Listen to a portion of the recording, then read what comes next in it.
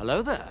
You know, I think it's crazy that Adam Wingard is actually a controversial director for the Monsterverse, because I think the more and more that you hear him discuss the Monsterverse, the more that you kind of seem to understand that this dude has like a good grip on understanding what Godzilla and the Monsterverse is supposed to be about, the more and more that he speaks on it. Now, the last time we talked about details for Godzilla x Kong 3, we discussed Adam Wingard talking about a darker tone in a Godzilla-driven sequel. He pretty much came out and said in that interview that he's kind of reached the peak of silliness that he's willing to go with the franchise, and that in the next Monsterverse movie, he's going to revert back to a somewhat more serious tone and take things in that direction. That obviously the tone depends on the filmmaker, and the great thing about Godzilla is he is very malleable, so he can exist in a more fun, fantastical universe or in a more grounded, serious universe. But he discussed how the next movie will definitely be a more Godzilla-centric film in a darker tone, but now he is kind of spilling details on what the future of this sequel could actually look like and where his inspirations will come from. We're going to discuss it in this video. If you guys enjoy my Monsterverse content, consider subscribing. Let's do this thing.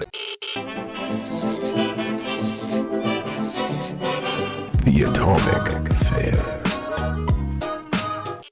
Alright, so Adam Wingard did another exclusive interview with DiscussingFilm.net where he talked about some exclusive details on his inspirations for Godzilla x Kong 3 and where he wants to go with the franchise. And there's a movie in specific that he referenced. Now, while I think there's a big chance that he could very well do Space Godzilla in the next movie, he actually name drops Godzilla vs. Destroy as one of his favorite Godzilla movies of all time, and he seems to really be focusing on Godzilla now. Wingard obviously seems to understand that while Kong can very much be the heart and center of some of these movies, Godzilla is the focal point of this universe and the main reason that most fans show up. After all, every movie, even Godzilla vs. Kong and Godzilla x Kong: The New Empire, has Godzilla at the front of the title. Only one film in the Monsterverse has Kong at the front of the title. But yeah, so Wingard did an exclusive interview with DiscussingFilm.net where he talked about what Godzilla x Kong 3 could look like and where his inspirations will come from. Now, I'm just going to pretty much read directly his quote here.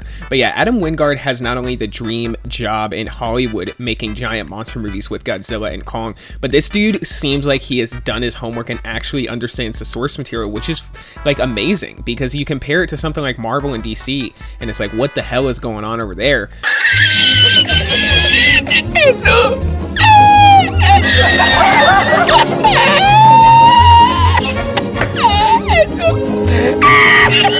And then you have the Monsterverse, and they're paying close attention to what the fans want. And it seems like they're adjusting accordingly from movie to movie. So Godzilla vs. Kong obviously filled that void of wanting to see Godzilla and Kong face off again.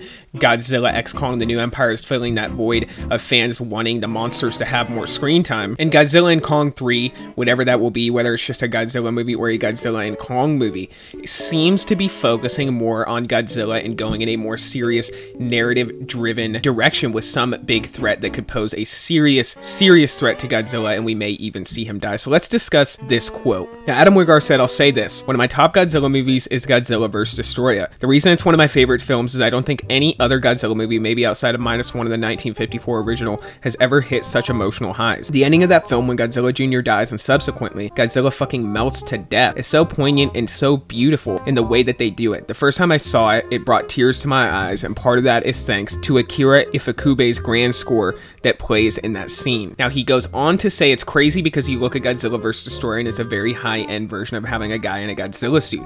I would say it's probably the peak of it because I don't think it's been matched in terms of that version. The quality and the scale of having Godzilla brought to life through an actor in a suit, but that's the thing for me. If I were going to do another one of these films, I would want to hit that kind of emotional resonance with Godzilla as a character this time. That's what I'll say for now.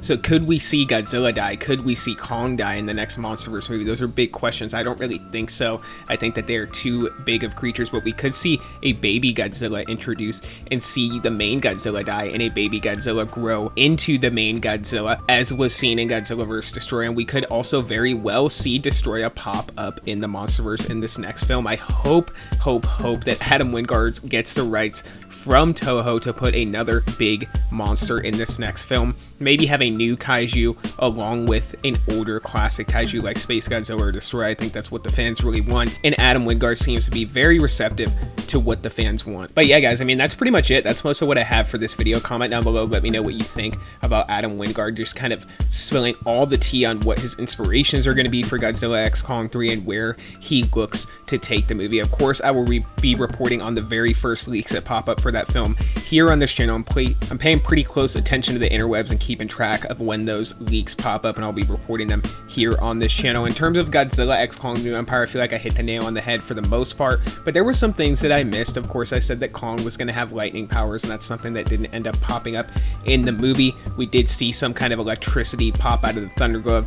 Maybe it was a concept that was cut from the film, but I was just kind of reporting on the leaks that were hitting the web and reporting on the various plot leaks. Anyways, comment down below what you guys think, and for this video, that's all I got, guys. So until the next one, be safe and stay well. Bye-bye.